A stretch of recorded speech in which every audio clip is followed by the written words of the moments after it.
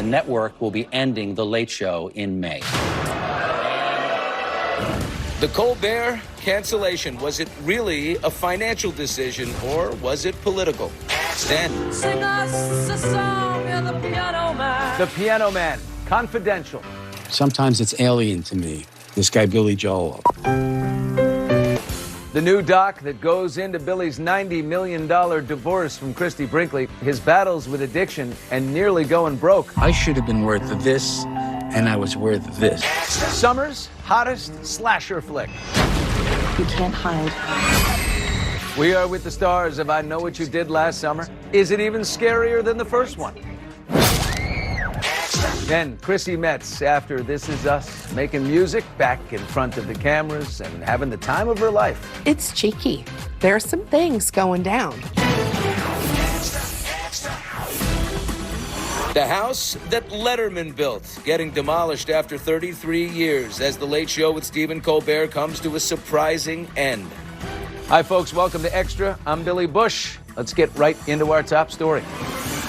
Next year will be our last season. The network will be ending The Late Show in May. And that was how Stephen Colbert announced the news to his stunned and angry audience. After a 10-year run as the host, the show is being canceled. And despite a 3-decade run on the legendary show created by Letterman, there will be no late-night show replacing it. it's not just the end of our show, but it's the end of The Late Show on CBS. I'm not being replaced. This is all just going away. Jimmy Kimmel responded with this post: "Love you, Stephen. Bleep you and all your Sheldons, CBS." The network called it a financial decision, but many believe it's political, as Colbert has been a vocal and vitriolic opponent of President Trump. He was read his Miranda rights. Then he claimed that Miranda wasn't even his type, asked her to sign an NDA, and got indicted again. And just days ago, Stephen, who was reportedly making $15 million a year, went off on his own network for settling a lawsuit with President Trump. As someone who has always been a proud employee of this network, I am offended. And I don't know if anything will ever repair my trust in this company. Today, President Trump took a victory lap on Truth Social, posting, "I absolutely love that Colbert got fired. His talent was even less than his ratings. I hear Jimmy Kimmel is next." CBS is saying this is a financial decision. It is certainly, the timing of this is kind of stunning. From CNN to the morning shows, the news rocked the TV world. Surprise announcement overnight from Stephen Colbert. CBS is ending the #1 network show in late night. My understanding is that they've been concerned about this for a while. Late night costs keep going up. There's intense pressure to cut costs. CBS just canceled the 12:30 show after midnight. The timing is very surprising, and I understand why it has raised some eyebrows. Variety Magazine's senior television editor Brian Steinberg on what this means for late-night TV. I think it's not enough just to host a late-night show anymore. You know, Fallon does a lot of game shows and other programs. Kimmel also does the same thing. These guys help create other shows for the network. Colbert did some of that as well, but I wonder if it wasn't enough to make CBS take notice. Long obsessed with taking on Trump, Colbert talked to us before he hosted the 2017 Emmys, previewing his onstage roast of the president. I know that you mentioned that, Trump has been, the biggest TV star of the year. Yeah, I can't believe that Donald Trump is not nominated for an Emmy this year, because that performance, unbelievable. We were with Stephen just weeks before he took over the coveted late night slot from David Letterman. Congratulations. Thank you very much. So It's an honor to be on Extra. I've made You it. made it. To hell with The Late Show. I've peaked. The theater's been restored and the set's being loaded in right now. Amazing. As we speak, actually, they're building it. Now 10 years after he grabbed the spotlight in the Ed Sullivan Theater, he has 10 months and more than a few Trump roasts left as the host. It's going to be fun. Yeah. Y'all ready? We're going to lock in. Y'all ready? Let's go. Y'all ready? All right, now to love, loss, and struggles behind Billy Joel's decades of hit music. The best material often comes from the toughest of times, and Billy has lived through his share. Sing us a song, you're the Piano Man. Sing us a song tonight. The Piano Man, Billy Joel, 5 Grammys, 160 million records sold, but for every high note came a low. Multiple divorces, his fortune up in flames, new health battles, addiction, and childhood pain. In every heart there is a road. Life was not always a sweet song. Sometimes it's alien to me, this guy Billy Joel. I don't know who that is or what that is. The Piano Man has been singing us a song throughout his iconic 5-decade career. I'm reminded of it when I go walk on the street. You've got us feeling alright. Oh, right, that guy. Now fans are getting a rare look inside Billy's personal life and his extraordinary career in the candid new documentary Billy Joel, and So It Goes. Back then, his whole life was the band. We just wanted to make as much noise as possible. I didn't know one person who liked what we were doing. I loved it. The doc is named after one of his most personal songs. And so it goes. Part 1 of the 2-part HBO Max doc is out now after its stunning premiere at the Tribeca Film Festival. It was powerful, wonderful, exciting. The electricity in the room that night was very special. Directors Susan Lacey and Jessica Levin tell Extra that along with never-before-seen footage, interviews from fellow music superstars like Pink, Bruce Springsteen, and Paul McCartney. When I first heard Billy, it was like, wait a minute, who's this? Billy opens up in a raw and real way about his private life like never before. This is a story of struggle, as well as a lot of joy, a lot of ups and downs. We were with Billy when he became the first non-classical pianist to be immortalized in New York's famed Steinway Hall. I'm really honored to be hung, actually. And when he launched his hit residency at Madison Square Garden. I grew up in Levittown, you know, it's intimidating. But there were many downs in Billy's life, too. An absentee father. I didn't know my father at all, from 8 years old until I was in my 20s. I've had a lot of hard lessons in my life. There was the motorcycle crash that almost killed him. And he lost all of his money, eventually suing his manager for $90 million. I should have been worth this, and I was worth this. He struggled with his massive fame. And his marriage to his uptown girl, supermodel Christy Brinkley. Are you the man singing Uptown Girl? That's me. Here I am dating this supermodel. Me? I'm from Hicksville. She has said she ended their marriage because of his battles with booze. He went very deep places. I mean, he ultimately did talk about his father. He talked about his mother, her being emotionally unstable, and that probably had a huge effect on him, his substance abuse. And rehab. Happily married now, Billy also had a failed marriage to TV chef Katie Lee. And he was recently diagnosed with a brain disorder that forced him to cancel his upcoming concerts. I think music saved my life. It gave me a reason to live. I think what this film is going to tell you is that there's a heck of a lot more to Billy Joel than meets the eye. But you're going to learn about his emotional insides and what it took for those songs to come out of him. I'm in New York state of mind. Everything I've done and everything I've lived through has somehow found its way into my music. Well, I know what horror movie fans will be doing this summer, if not today. Jennifer Love Hewitt, Freddie Prinze Jr., and some new blood will be ducking and dodging every which way, trying not to get skewered on the fisherman's hook in the long-awaited sequel to I Know What You Did Last Summer. Jake Hamilton from our affiliate Chicago's Fox 32 is with the stars now. What are you waiting for, huh? 28 years since the first I Know What You Did Last Summer hit the big screen. You can't hide. Get them before they get you. A whole new generation is getting hooked. As Jennifer Love Hewitt and Freddie Prinze Jr. are back to take on the killer fisherman in the next installment of the iconic horror franchise.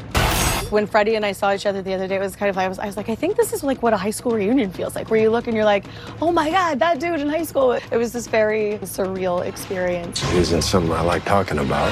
Freddie, I want to start with you. Obviously, when that original movie came out, October 17th, 97, Scream had already come out. Scream 2 was just a few months away. I'd love to know what you just remember as an actor about that explosion of slasher movies that came out in the late 90s. Yeah, you know, every 10 years, horror films kind of evolve, right? I remember as a kid thinking Freddy Krueger was terrifying. My friend was like, wait till you see Phantasm, because you can't scare somebody with the same thing twice. I I think one of the great jump scares in slasher history is the fisherman under the plastic chasing her. Right? Scary. Yeah, it's really good. Leading the new cast of Kids is Outer Banks star Madeline Klein. Before you crack open that script, what's more appealing to you? Being the killer, having a great death scene, or living for part 2? What's more important to me? Having a great death scene. I've always kind of thought having a great death scene would be kind of amazing in a movie like this. No spoilers ahead, but as a fan, I finally got to ask Freddy something I've been curious about for nearly 3 decades. You know, rewatching the original, I've seen it 1,000 times. Your character is the only one of the main 4 that they kind of lean into, like, maybe he's the killer. Sure, there's red herring vibes with Ray. Yeah. Did they ever direct you to, like, hey, play it as if you were? No, I kind of knew what my responsibilities were in that movie, especially by the end of the movie after I lost my fear of being fired. But as for the real person in that fisherman costume, behind the scenes, Madeline admitted things were far from grisly between the mystery killer and their potential victims. As far as our relationship with whoever was under the hat and the mask, the slicker, I think we're so fun and cute that we wore them down. That says a lot that you can even wear down the guy with... I know, I've said this before. I think I could fix him. And you know what? That's the headline that we're going to take. If anyone could do it, Madeline Klein. I think I can do it. What are you waiting for? Up next, just when you thought it was safe to turn on the TV, Shark Week is back with Jaws on the dance floor. Welcome to Dancing with Sharks. Plus, life after This Is Us for Chrissy Metz, her emotional new movie about a town devastated by fire, and how her co-star Mandy Moore is doing after losing her house to the flames in Los Angeles. It's so jarring. It's so, life-altering. Extra brought to you by Liberty Mutual Insurance. Only pay for what you need. Headline making stories. Because I'm that good. And the biggest stars getting extra candid. Extra, extra, everything's extra!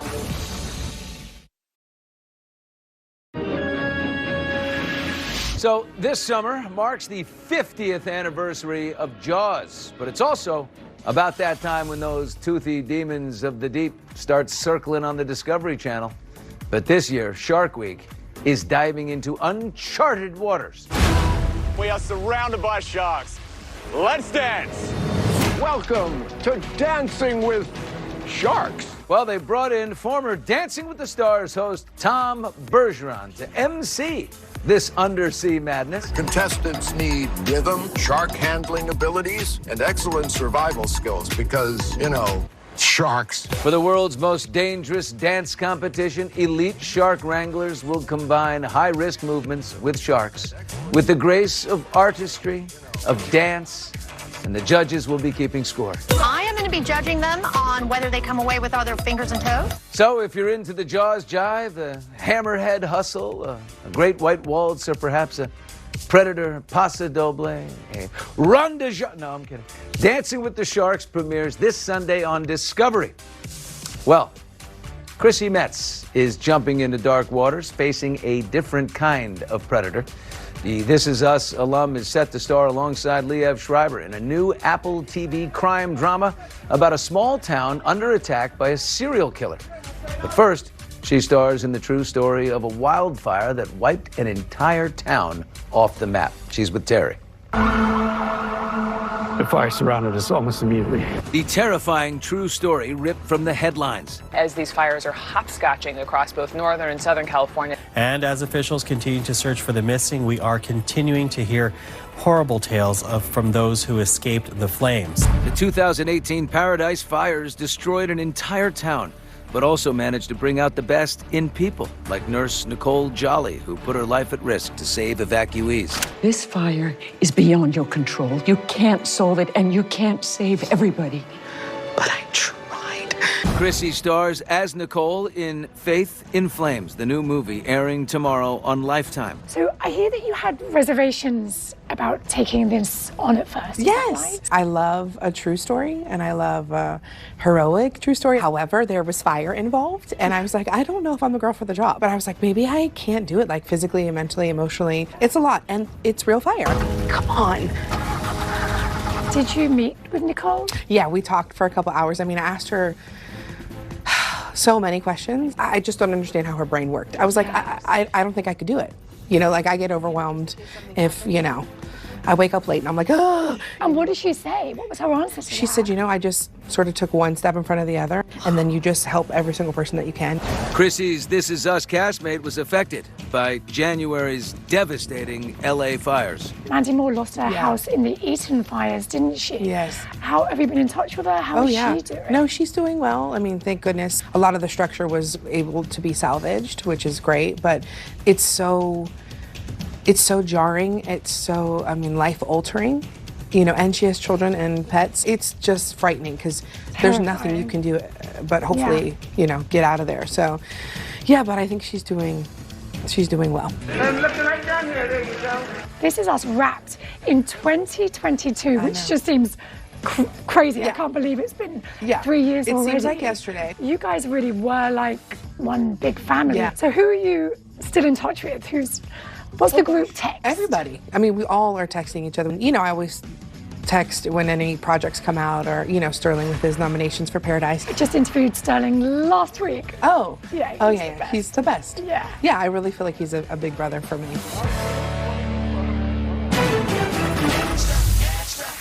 Coming up, secrets from the set of Harrison Ford's hit show, Shrinking. He's the funniest person ever. One of his co-stars ahead of season 3, spilling some Harrison tea and opening up the hottest new stuff for moms this summer. That's coming up.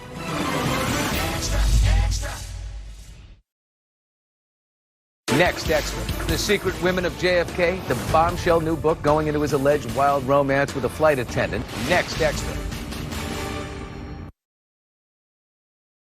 Closed captioning and other considerations for Extra provided by...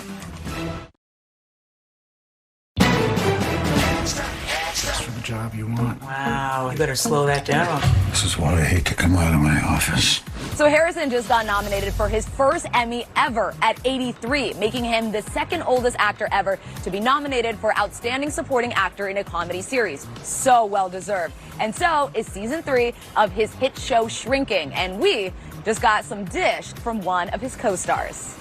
Hi, Extra. I'm Amy Rosoff Davis, and moms, I have the hottest summer must-haves. You got to check these out. Over that shoulder. She's a mom of 2, a wellness enthusiast, and Harrison Ford's neurologist on the Apple TV hit Shrinking. How long before the meds don't work at all? I'd guess 6 months to a year. It's nuts because I don't even realize that it's Harrison Ford. He's awesome. He's the funniest person ever.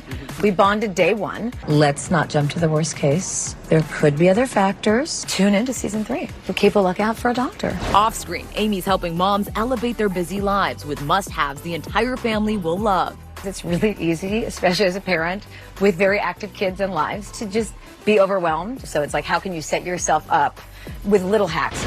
Well, these little hacks are popular brands that stars like Gina Rodriguez, Mandy Moore, and Sophia Bush all rave about, starting with Mehron's Goods. They have this baby's wash and this milk. My kids can't wait to put it on, and it's really light and smooth.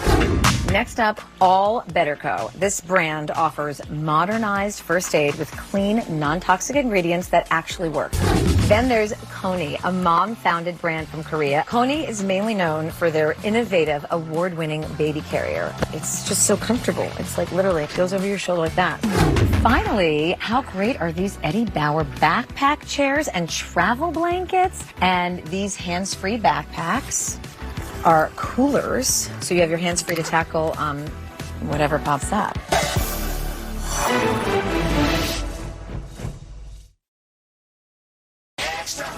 Hey there, Billy. I wish you could have been here in Indianapolis with me because it was a great scene setter for the WNBA All-Star Game that's coming up on Saturday. Oh, my goodness. Woo! We had the team captains. We had from Team Collier and Team Clark. They were here, All-Stars. Oh, my goodness. We had a nice surprise, some ticket giveaways, a little bit of everything. So it's all in anticipation of the 2025 WNBA All-Star Game that's going to be live here in Indianapolis. Back to you, Billy. That is it for us today. Thank you for watching Extra. Have a great weekend. See you back here on Monday. Bye-bye.